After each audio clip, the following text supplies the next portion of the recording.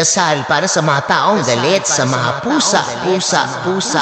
Sa mga kapatiran ko sa pusa, sabayan niyo po ako sa panalangin ngayon. Dear Lord, lumalapit po ako sa inyo kasama ang sambayanang Pilipino na mapagmahal sa mga pusa. Dinadalangin po namin ngayon ang mga taong galit sa pusa. Lalo na po ang mahilig magbuhos na mainit na tubig at maglason sa mga pusa.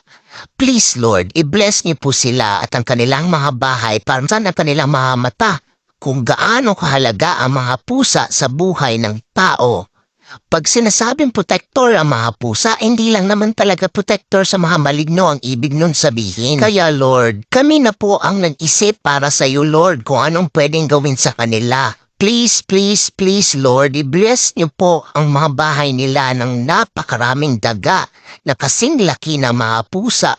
Buhusan niyo po ng maraming ipis at paramihin ang mga butike at ang naglalakiang spider na kasing lapad ng kanilang mga mukha.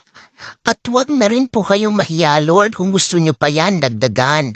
Pwede niyo po dagdagan ng mga mabangis na hayop. Total asal hayop naman po sila. Hindi magsama-sama na po sila sa mga bahay nila. Pwede din po Lord. Ahas. Yes po Lord. Pwede din mga alakdan, paniki at buhaya. Yun lang po muna ngayon Lord. Marami pong salamat.